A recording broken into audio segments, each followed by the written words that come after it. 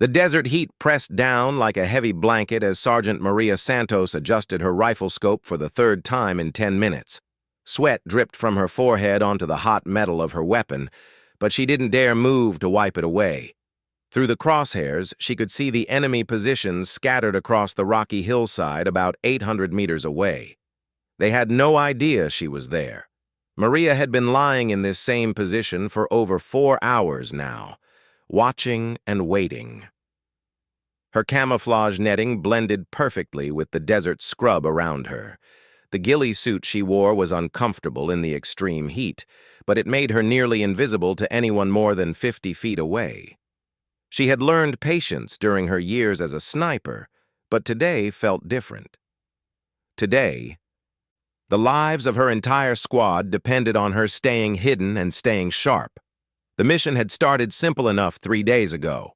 Alpha Squad was supposed to conduct a routine reconnaissance patrol along the border region. Intelligence reports suggested minimal enemy activity in the area. Maria and her team of 8 soldiers were told to observe, report, and return within 72 hours. No contact with hostiles was expected. No major engagements were planned.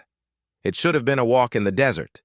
But intelligence reports, as Maria had learned over her 6 years in the military, were often wrong. The first sign of trouble came on day 2, when Corporal Jenkins spotted vehicle tracks that weren't supposed to be there. The tracks were fresh, maybe 6 hours old, and they led directly toward a small village that intelligence had marked as abandoned. Maria made the decision to investigate. Her squad was experienced and well-trained. They could handle a small detour from their planned route. When they reached the ridge overlooking the village, Maria felt her stomach drop. The place wasn't abandoned at all. Through her binoculars, she counted at least 40 enemy fighters moving between the buildings. Vehicles were parked in the central square. Weapon emplacements had been set up at key positions around the settlement. This wasn't a small group of stragglers. This was a staging area for something much bigger. Maria immediately radioed back to base with her findings. The voice that crackled through her earpiece belonged to Major Davidson, their commanding officer. His response was exactly what she expected and exactly what she dreaded. Alpha Squad, you are ordered to fall back immediately. Do not engage. Repeat, do not engage. Return to base for immediate extraction. Maria acknowledged the order, but something in her gut told her this wasn't over. She positioned her squad in defensive positions around the ridge and continued monitoring the village through her scope. What she saw next changed everything. A convoy of 3 trucks arrived just before sunset. Maria watched as the fighters in the village began loading the vehicles with supplies and equipment. But these weren't military supplies. As she adjusted her scope's magnification, she could see clearly what they were carrying: medical equipment, water purification tablets, boxes marked with international humanitarian symbols. Food supplies meant for civilian populations. Her heart sank as she realized what she was witnessing. This wasn't just a military staging area. These fighters were preparing to attack a refugee camp about 20 kilometers to the south. Intelligence had reported over 200 civilian families at that camp, including many children. The attack would happen at dawn when the camp's minimal security would be at its weakest. Maria grabbed her radio again. Base, this is Alpha Squad Leader. The enemy is preparing to attack the Crescent refugee camp. Request immediate air support and reinforcements. Major Davidson's voice came back sharp and clear. Negative, Alpha Squad. Your orders remain unchanged. Fall back immediately. We cannot confirm the target of enemy movements, and we will not risk 8 soldiers on speculation. Sir, I can see the supplies they're loading. This isn't speculation. They have enough firepower to overrun the camp completely. Alpha Squad, this is a direct order. Begin immediate withdrawal. Any deviation from this order will result in disciplinary action. Maria stared at her radio for a long moment. Around her, the 7 other members of her squad waited for her decision. She could see the questions in their eyes.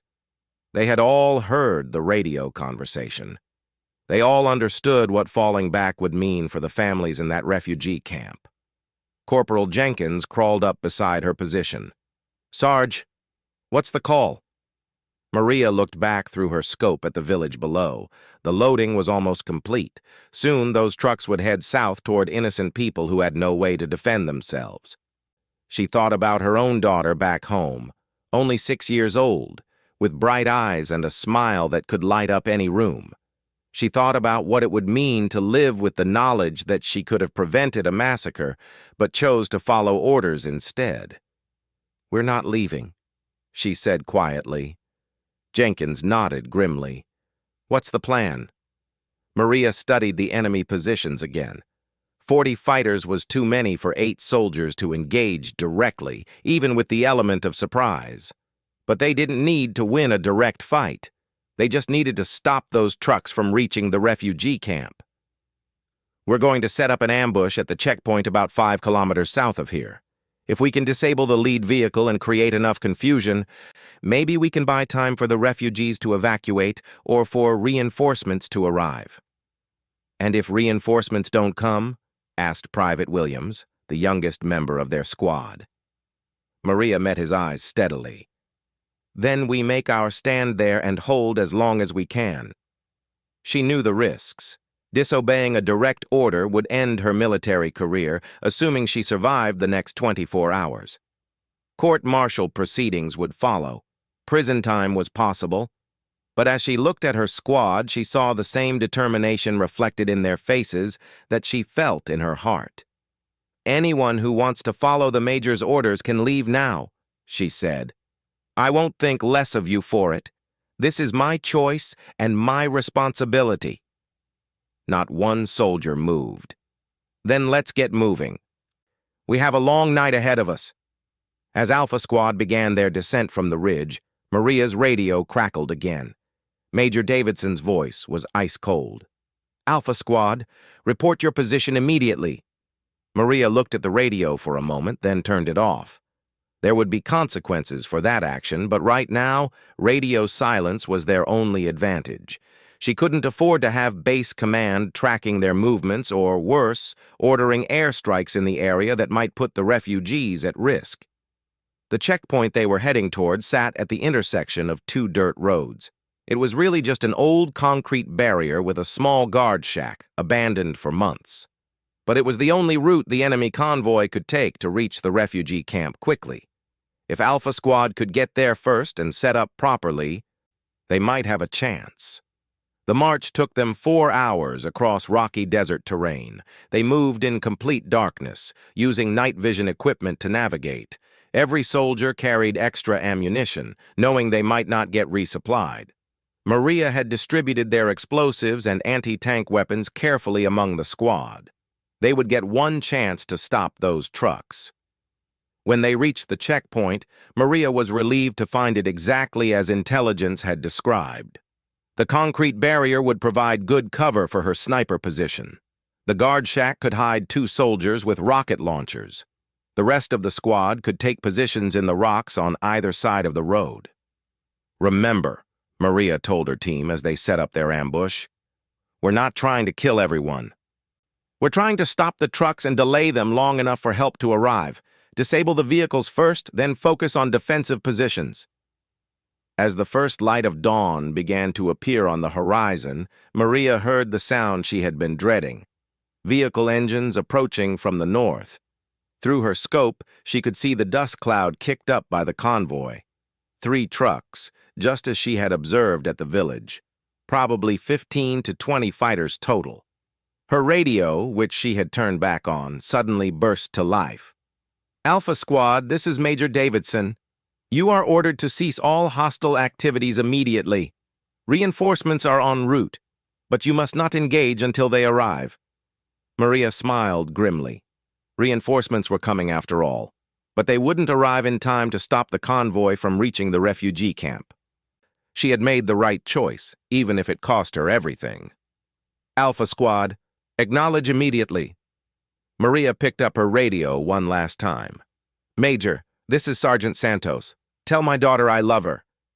Then she turned off the radio for good and focused on her scope. The lead truck was now 600 meters away and closing fast. In a few moments, she would have to make the shot that would either save hundreds of innocent lives or get her entire squad killed. The truck hit the 500-meter mark. Maria controlled her breathing, just as she had been trained. Inhale, exhale, hold. Her finger moved to the trigger. The crosshairs lined up perfectly on the front tire of the lead vehicle. 400 meters, 300, 200. At 150 meters, Maria squeezed the trigger. The shot rang out across the desert silence like thunder. The truck's front tire exploded, sending the vehicle careening off the road and into the concrete barrier.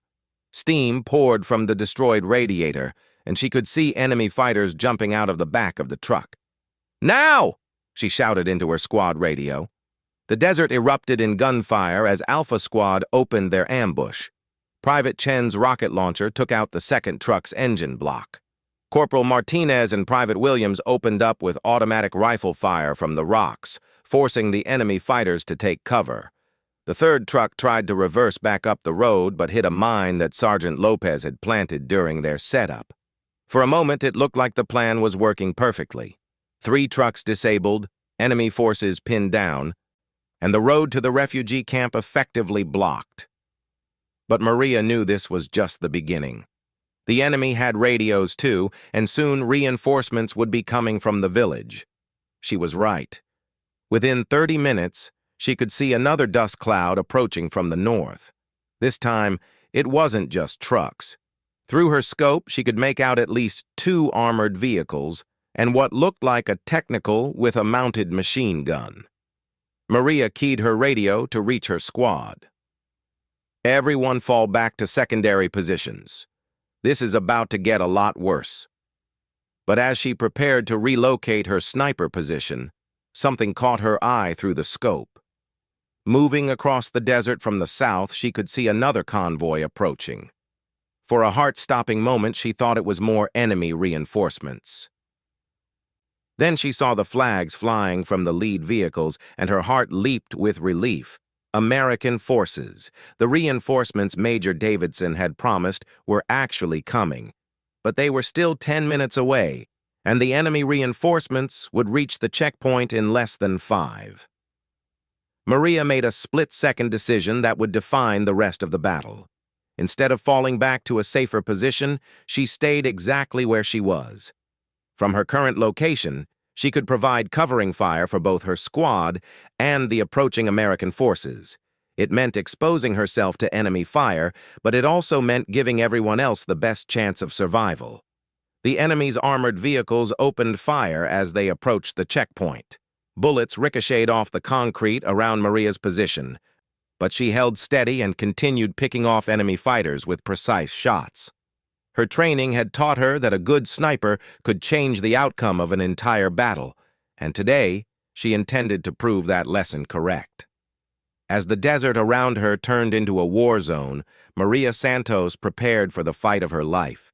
She had disobeyed orders to save innocent lives, and now she would either vindicate that choice or die trying. Either way, she knew she had made the right decision.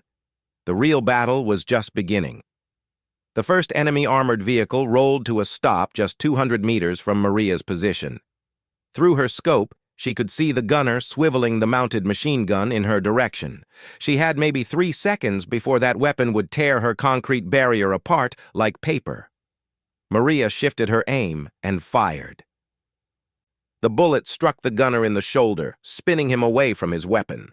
Immediately, she rolled sideways as machine gun fire chewed up the spot where she had been lying. Concrete dust filled the air, making it hard to breathe, but she was still alive. "Alpha Squad, sound off," she called into her radio while scrambling to a new firing position. "Chen here, still operational. Martinez, good to go. Williams, I'm hit but still fighting." One by one, her squad members reported in. Private Williams had taken shrapnel in his left arm, but he could still use his weapon. Everyone else was uninjured so far, though they were rapidly running low on ammunition. The second armored vehicle had stopped next to the first, and now enemy soldiers were using both vehicles as cover while they advanced on foot toward the checkpoint. Maria counted at least 20 fighters moving in tactical formation.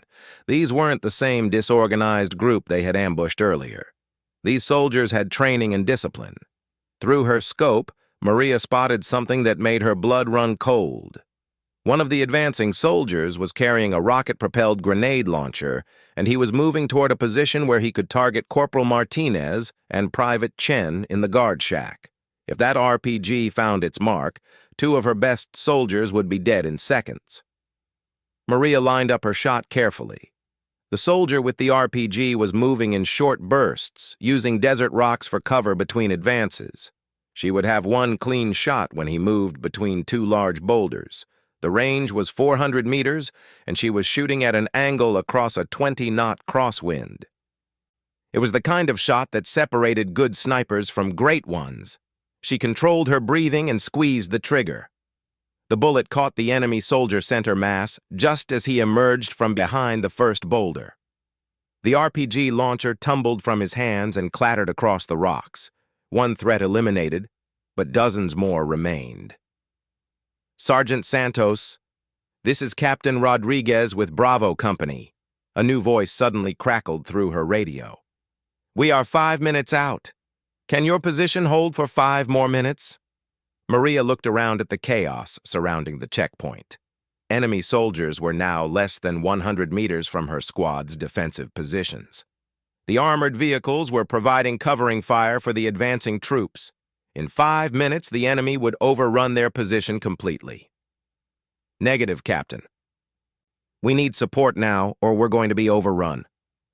"Roger that, Sergeant. Stand by." Maria heard the sound before she saw anything, a low rumble that grew rapidly into a roar. She looked up to see 2 Apache helicopters coming in fast and low from the south. The lead helicopter opened fire with its chain gun, raking the enemy armored vehicles with armor-piercing rounds. The second helicopter launched rockets at the enemy positions in the rocks. The effect was immediate and devastating. The enemy advance stalled as soldiers dove for cover. Both armored vehicles burst into flames, sending thick black smoke into the morning sky. For the first time since the battle began, Maria allowed herself to hope that her squad might actually survive this. But the enemy wasn't finished. As the helicopters circled for another attack run, Maria saw movement in the rocks to her left.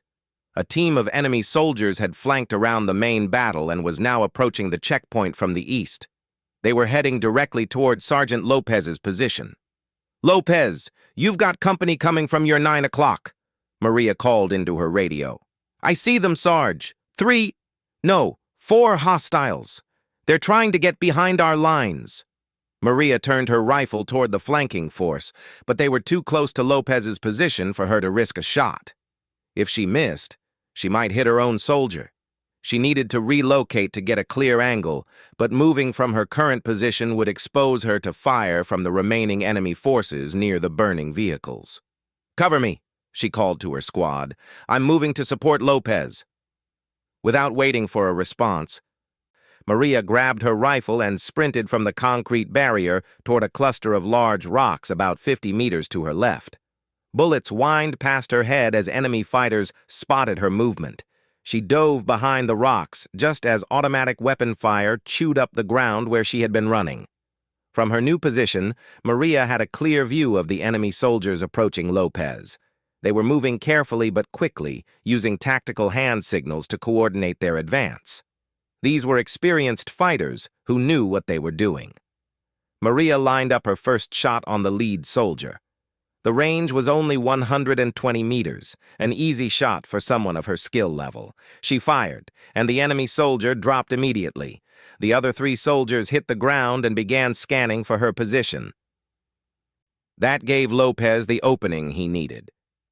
She heard his rifle crack 3 times in rapid succession. 2 more enemy soldiers went down. The 4th soldier tried to retreat, but ran directly into the sights of Private Chen, who had repositioned from the guard shack.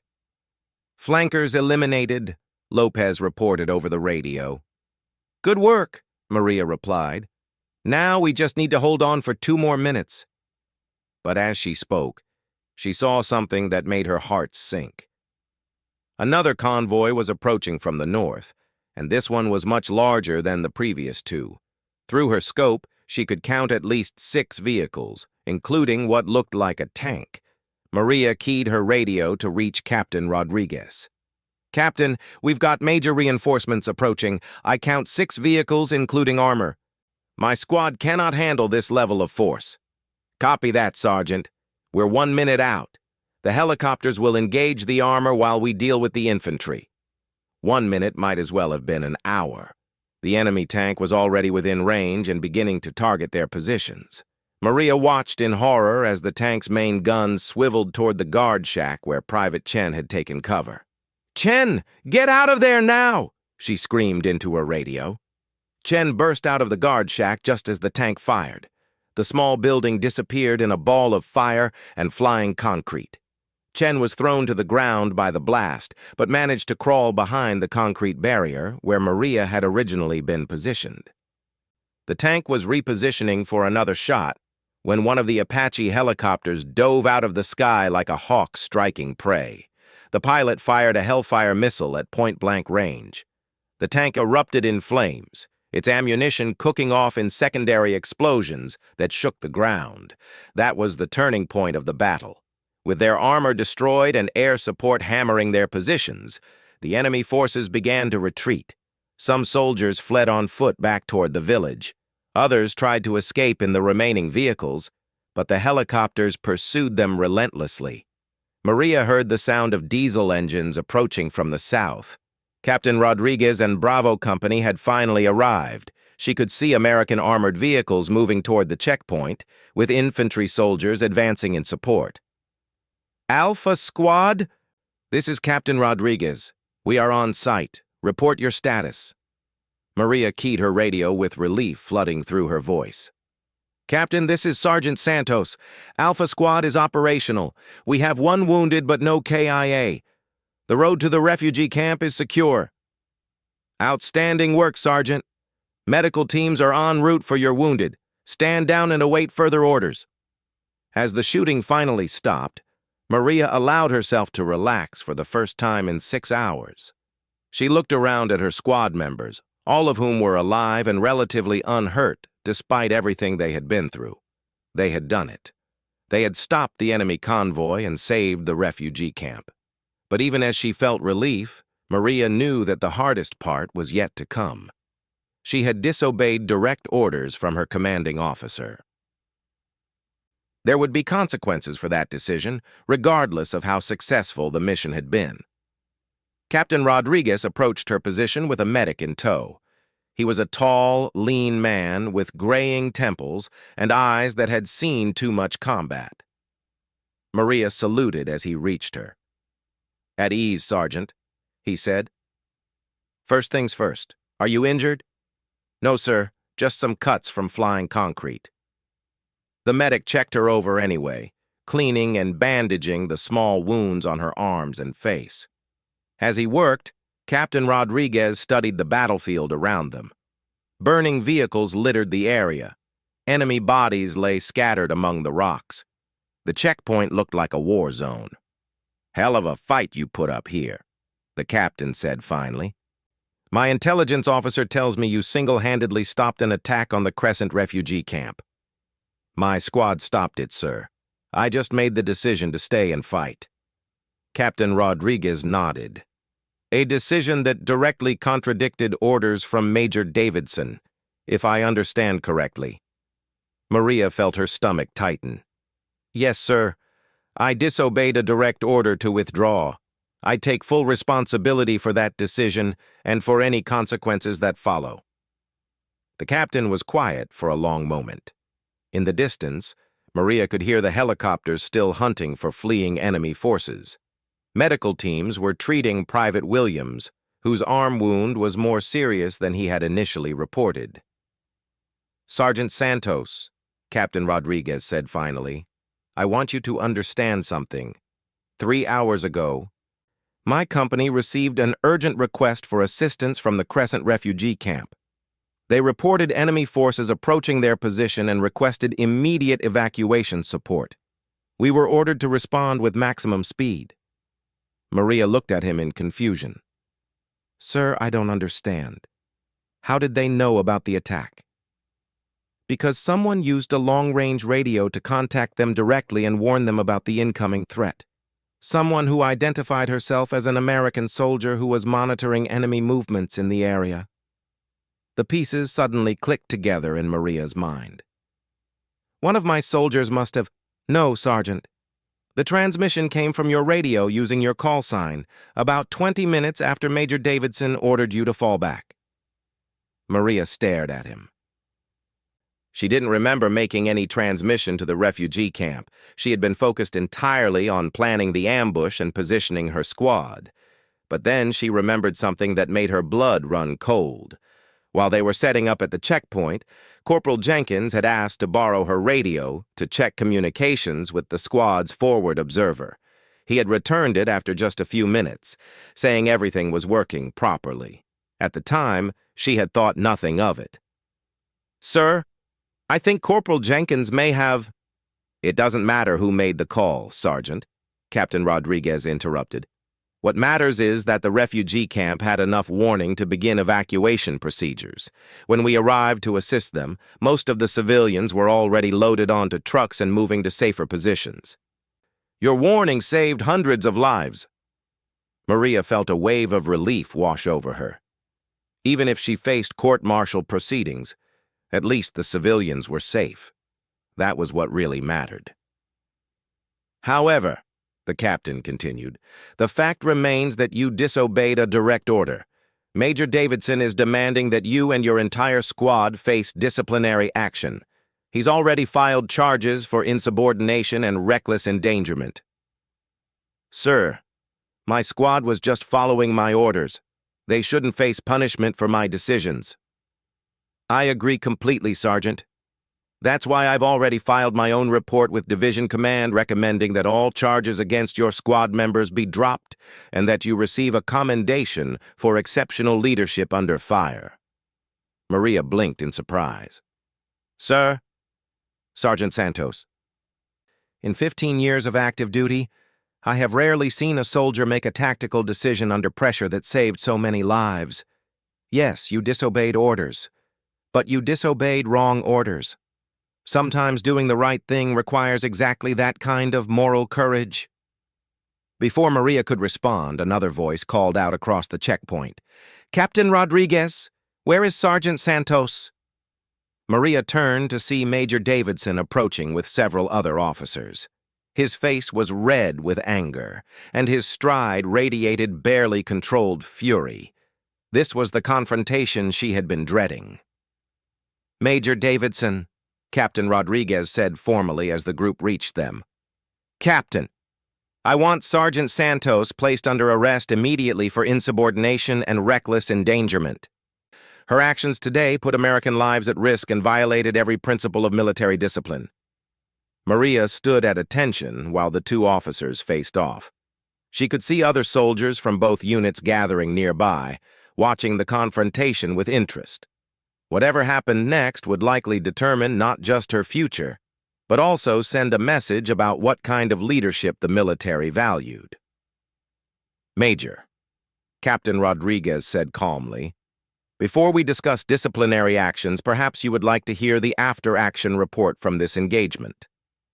I don't need to hear anything, Captain. Sergeant Santos received direct orders to withdraw, and she deliberately ignored those orders. The consequences of her actions are irrelevant. Are they? Captain Rodriguez gestured toward the burning vehicles scattered around the checkpoint. Because from where I stand, it looks like her actions prevented a massacre of innocent civilians. Major Davidson's face grew even redder. That is not the point. Military discipline exists for a reason. If every soldier decided for themselves which orders to follow, we would have chaos instead of an army. You're absolutely right, Major. Military discipline is essential, but so is military judgment, and sometimes those two things conflict. The two officers stared at each other for a tense moment. Maria realized that this confrontation was about much more than just her actions. It was about two different philosophies of military leadership, and she was caught in the middle. The standoff was interrupted by the arrival of another helicopter. This one landed directly at the checkpoint, and Maria saw a general's flag flying from its antenna. Whatever happened next, it was now going to involve the highest levels of command. As the helicopter powered down, Maria prepared herself for what might be the most important conversation of her military career. General Patricia Hayes stepped out of the helicopter with the confident stride of someone who had spent 30 years making life and death decisions. She was a compact woman with steel gray hair and eyes that seemed to take in every detail of the scene around her. Maria had never met the general personally, but every soldier in the division knew her reputation. She was tough, fair, and absolutely intolerant of both incompetence and injustice. Major Davidson immediately snapped to attention and saluted. "General Hayes, I wasn't expecting you, ma'am." "I'm sure you weren't, Major," the general replied, returning his salute before turning to Captain Rodriguez. "Captain, I understand we have a situation here that requires my personal attention." "Yes, ma'am. We have successfully repelled an enemy attack on this position and prevented an assault on the Crescent refugee camp. However, there is some disagreement about the propriety of the tactical decisions made by Sergeant Santos and her squad." General Hayes nodded and then looked directly at Maria. "Sergeant Santos, I presume?" "Yes, ma'am," Maria replied, saluting. "At ease, Sergeant. I want to hear your account of what happened here from the beginning. Leave nothing out." For the next 20 minutes, Maria recounted everything that had occurred since her squad first spotted the enemy vehicles. She explained her decision to investigate the village, her observations of the enemy preparations, the orders to fall back, and her choice to disobey those orders. She described the ambush, the reinforcements, and the battle that had just concluded. Throughout her account, General Hayes asked pointed questions about tactical details, timing, and decision-making processes. Major Davidson grew increasingly agitated as the story unfolded, but the general silenced him with a sharp look whenever he tried to interrupt. When Maria finished, General Hayes was quiet for several moments. She walked over to examine one of the destroyed enemy vehicles, then looked through Maria's rifle scope to gauge the distances involved in the engagement. "Sergeant Santos," she said finally, "you fired the shot that disabled the lead vehicle at what range?" "Approximately 150 meters, ma'am." "And the shot that eliminated the enemy soldier with the RPG?" 400 meters, ma'am, with a crosswind of approximately 20 knots. General Hayes nodded approvingly. "Excellent marksmanship. Captain Rodriguez, what's your assessment of Alpha Squad's tactical performance?" "Outstanding, ma'am. Sergeant Santos demonstrated exceptional leadership and tactical judgment. Her squad performed with discipline and courage throughout the engagement. Without their actions, the enemy convoy would have reached the refugee camp unopposed." "Major Davidson, you disagree with that assessment?" Major Davidson straightened. "General, Sergeant Santos received direct orders to withdraw from the area. She chose to ignore those orders and engage in unauthorized combat operations. Her actions put her entire squad at risk and could have resulted in significant casualties." "Could have, Major, but didn't." "Tell me, what was your reasoning behind the withdrawal order?" "Ma'am, intelligence indicated that the enemy force was too large for a single squad to engage effectively. The risk to our personnel outweighed any potential tactical advantage. And the refugee camp? What provisions had been made for their protection?" Major Davidson hesitated. "Ma'am, the refugee camp was not part of our operational responsibility. They had their own security arrangements." "Which consisted of what exactly?" I'm not certain of the specific details." "General?" General Hayes fixed him with a steely stare. "Major Davidson, are you telling me that you ordered a withdrawal without considering the impact on civilian populations in the area?" "General, My primary responsibility is to the soldiers under my command. I cannot justify risking American lives for... For what, Major? For innocent civilians? For families with children? General Hayes's voice was cold as winter steel. Major, I want you to think very carefully about what you just said. The general turned away from Major Davidson and addressed the group of soldiers who had gathered to watch the proceedings. All of you need to understand something about military service. Yes, we follow orders. Yes, discipline is essential. But there is something more important than blind obedience, and that is moral courage. She gestured toward the destroyed vehicles and the scorched earth around the checkpoint. What happened here today was not just a tactical victory, it was a moral victory. Sergeant Santos had to choose between following orders and doing what she knew was right. She chose correctly. Major Davidson stepped forward.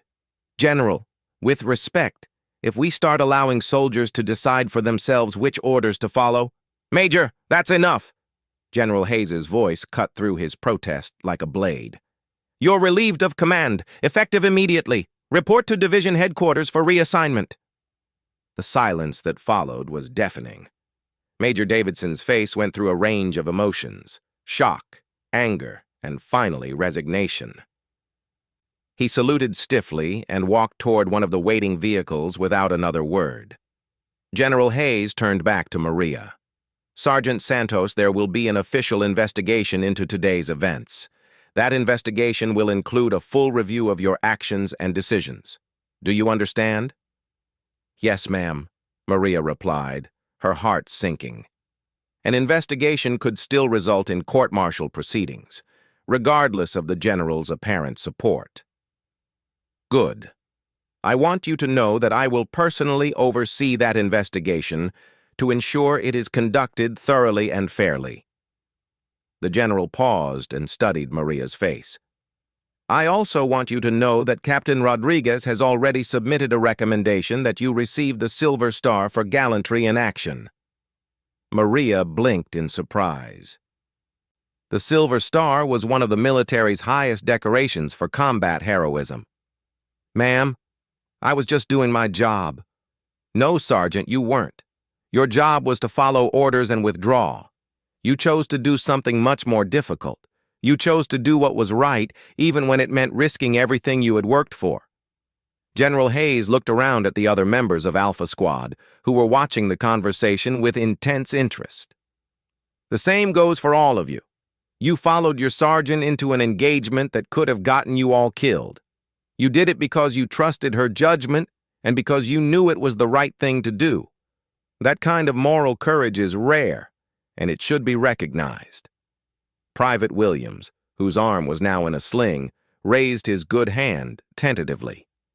General, what about the refugee camp? Are they safe? General Hayes smiled for the first time since arriving. Private, thanks to your warning, the camp completed evacuation procedures 3 hours ago. All civilians have been moved to secure locations. There were no casualties among the refugee population.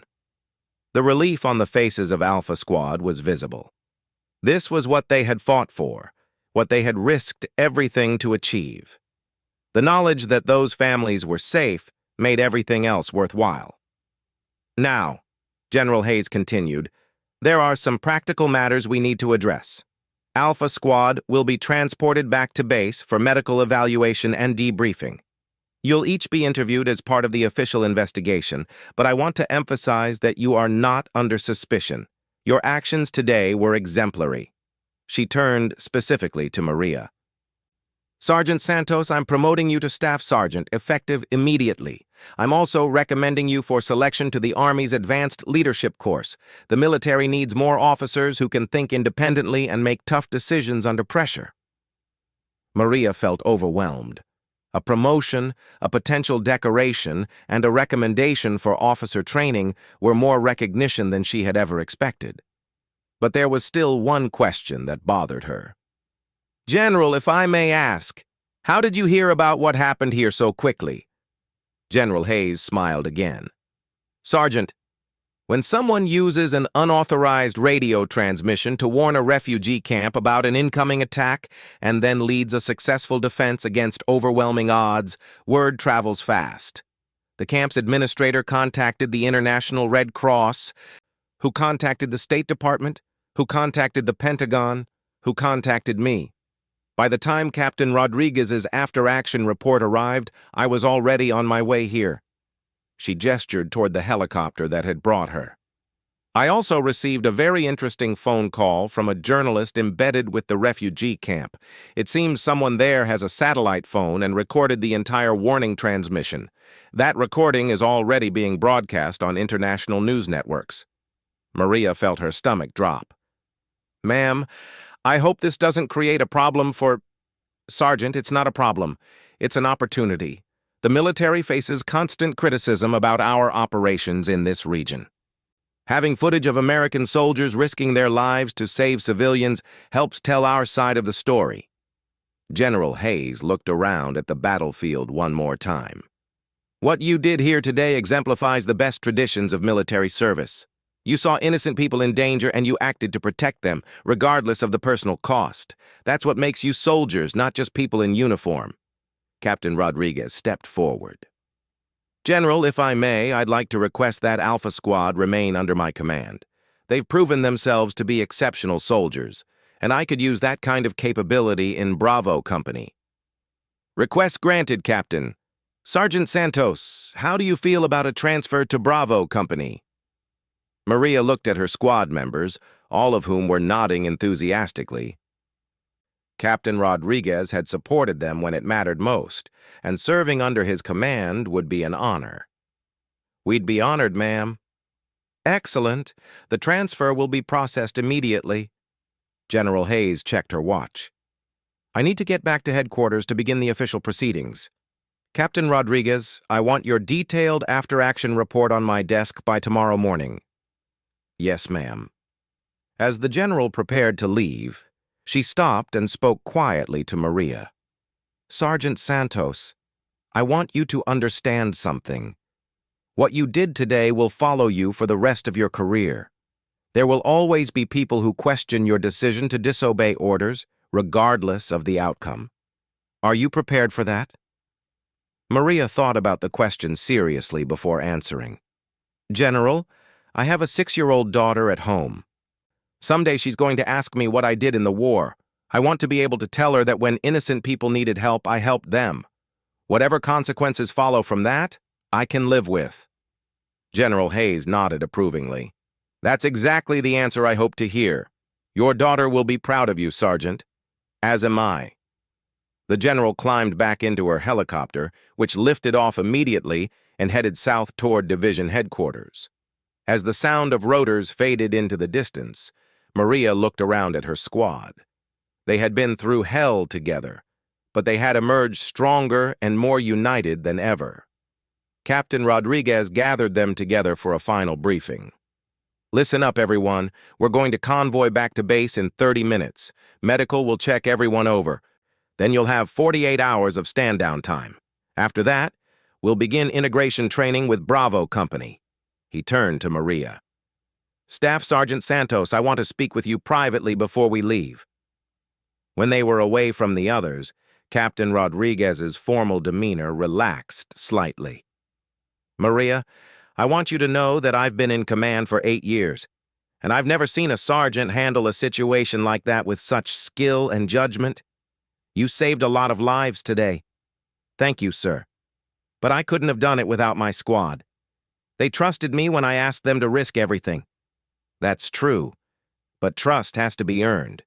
They followed you because they knew you were making the right choice, even when it was the hard choice. Captain Rodriguez paused. I also want you to know that the Silver Star recommendation isn't just about your marksmanship or tactical skills. It's about moral leadership under extreme pressure. I understand, sir. Do you?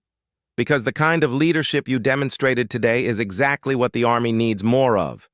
We need officers who can think for themselves and make ethical decisions when the situation demands it. As they walked back toward the waiting vehicles, Maria looked one last time at the checkpoint where everything had changed. The concrete barriers were scarred with bullet holes.